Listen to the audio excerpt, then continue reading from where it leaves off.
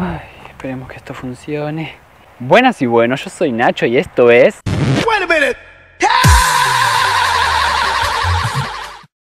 El video de hoy estoy muy contento, primero porque estoy al aire libre y está haciendo un día lindísimo, y después porque con el video de hoy vamos a estar abriendo oficialmente la sección que les comentaba el video anterior sobre los libros de autores ganadores de los premios Nobel de Literatura. Así que para la ocasión le hacemos piedra al libro a Rabindranath Tagore, y este libro que tiene El cartero del rey y La luna nueva. Este libro me lo compré de segunda mano y fue muy interesante porque muy poco tiempo después de que me había propuesto leer a los premios Nobel, lo vi en una venta de Facebook de una feria de libros usados. Y bueno, es porque a veces uno predispone un poco el cerebro cuando tiene algo en la mente. Y este libro cayó en mis manos medio de casualidad. Me pareció muy interesante desde un principio porque Tagore es un autor de la India. Así que creo que además de servirme para cumplir el reto de leer a los premios Nobel, me venía bien para leer a algún autor que no fuera europeo o norteamericano, como estoy más acostumbrado.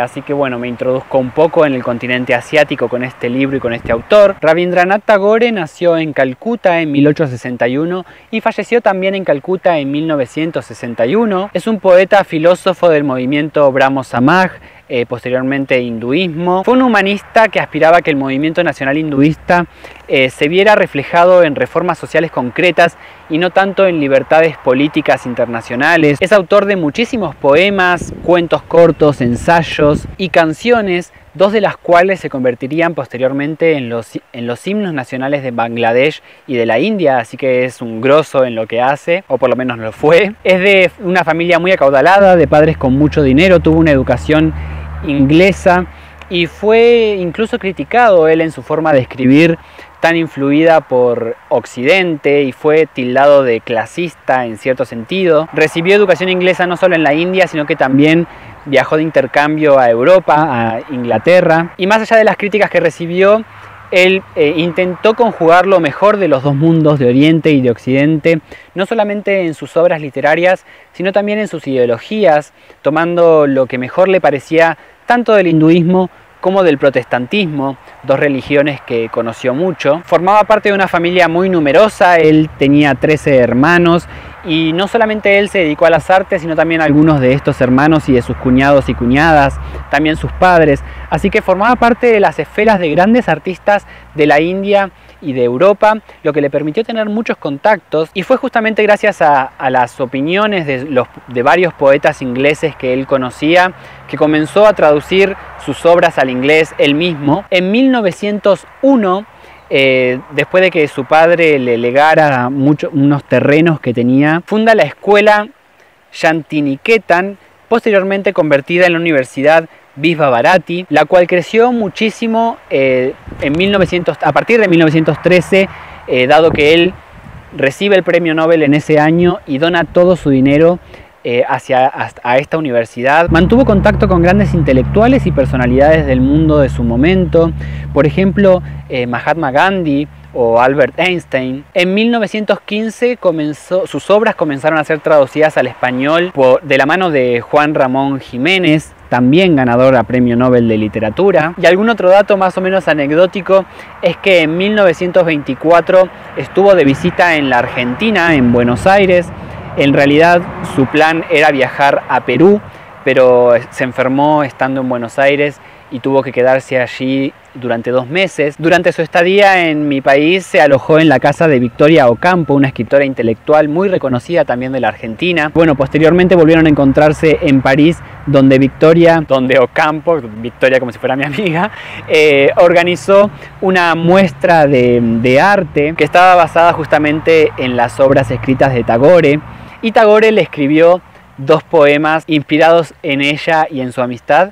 Así que bueno, es una historia muy bonita también. Como ya les comentaba, en 1913 recibe el Premio Nobel de Literatura, y la motivación de la Academia para entregárselo fue debido a su verso profundamente sensible, fresco y hermoso, por el cual, con una habilidad consumada, ha creado su pensamiento poético, expresado en sus propias palabras inglesas, una parte de la literatura de Occidente. Y el libro que yo conseguí de este autor, como ya les mostraba, es este que contiene El cartero del rey y La Luna Nueva. Este libro es de 1938 y es una de las traducciones de Juan Ramón Jiménez. Contiene por un lado El cartero del rey, que es un guión teatral, y por otro lado La Luna Nueva, que es una recopilación de prosas poéticas muy cortitas. Les voy a hablar por separado de cada uno. Por un lado, El cartero del rey nos cuenta la historia de Amal, un niño que vive con sus padres adoptivos que forman parte de una familia muy pobre. Él se encuentra muy enfermo y el médico le prohíbe salir de casa. Entonces lo sientan cerca de una ventana y él ve pasar a la gente del pueblo y a la gente que va de un lado para el otro vendiendo cosas, o a viajeros. Y con cada uno habla un poco y les pide que les cuenten cómo cada uno de ellos ve el mundo, para sentir que él, aunque está postrado en su cama frente a la ventana, viaja un poquito cuando ellos les cuentan historias. Es muy lindo conocer la vida cotidiana de este pueblo, que se corre un poco de la familiaridad que me generan otras obras que estoy más acostumbrado a leer, que están más relacionados al modo de vida europeo o norteamericano, como ya les comentaba. Y aún así es fácil también de reconocer un poco esa vida cotidiana de cualquier pueblo donde hay gente grande, niños jugando, gente vendiendo cosas en la feria. Por supuesto, como es una obra de teatro, está guionado de este modo, en donde ponen quién es el personaje que habla y cuál es el diálogo que le corresponde decir. Y es muy interesante cómo está escrito, porque se respetó en esta edición la ortografía de la traducción original. Entonces algunas palabras están, entre comillas, mal escritas. Entre comillas no, están mal escritas, por ejemplo, gente con J y muchas palabras así, con las que eligieron traducir por primera vez a la obra de Tagore. Tiene que ver también un poco con esta confluencia de Occidente y de Oriente y de las transformaciones en los modos de escribir tanto de Europa como de la India. Así que eso me pareció muy interesante. También sucede lo mismo en La Luna Nueva, por supuesto. La Luna Nueva, como ya les contaba, tiene varios relatos, poemas en prosa muy cortitos de 1 o 2 páginas. Casi todos, creo que exceptuando uno solo, casi todos están relacionados con la niñez, con algún niño o con algún niño y su madre. Algunos relatan situaciones imaginarias o juegos, o situaciones en las que el niño le pide algo a su madre, o realiza algún capricho, o está peleando en juego con sus hermanos o con sus amigos. Y más allá de que están escritos en prosa, se nota que mantienen cierta métrica y cierta rima, e incluso algunos tienen algunos renglones o párrafos que se repiten a modo de estribillo. Y también se nota que están introducidas muchas palabras y muchas concepciones del pensamiento de la India, que se dan naturalmente por las diferencias del lugar, ¿no es cierto? O sea, algunas flores, algunas comidas, algunos oficios o trabajos que yo no conozco y que en la India son normales, están puestos en estas obras. Mucho más no le puedo contar, porque la relación que cada uno tiene con la poesía es muy particular, es un tipo de literatura muy particular. Pero lo que se me ocurrió hacer es algo que ya hice en algún video anterior, que me había gustado en ese momento y que posteriormente no lo volví a hacer, y que es relacionar a este libro con una palabra que me hizo pensar, y luego esa palabra con algún otro libro o algunos otros libros, para que tengan una idea de lo que me generó esta lectura. La palabra con la que a mí me gustaría relacionar este libro de Tagore es onírico. Onírico, por un lado, por ese país y esa gente a la que me hizo viajar. Yo no conozco la India y pude viajar a través del libro un poco a ese país y a sus costumbres.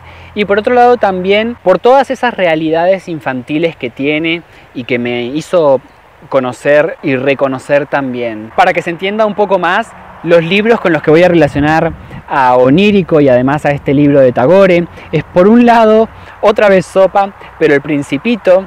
Es muy difícil no relacionar esta obra con la obra de Saint-Exupéry, en el sentido de que también hay un niño que va conociendo diferentes personas que le relatan una parte de su vida, y él puede tomar algún aprendizaje de cada uno de ellos y formar finalmente una gran moraleja con lo que todos le cuentan. La diferencia tal vez con el libro de Tagore, particularmente con la obra del cartero del rey, es que aquí vemos que el niño es el que está quieto y los demás son los que visitan su ventana y le van contando historias. Creo que también es lindo ese simbolismo del niño sentado y todos alrededor yendo a visitarlo, predispuestos a ayudarlo un poco en esa enfermedad que él padecía, desde lo más simple que era contarle un cuento, incluso haciéndole pensar que si él esperaba lo suficiente iba a pasar el rey incluso a saludarlo y a contarle su historia. Y creo que en ese sentido también me resulta onírico todo el tema del viaje que se tiene,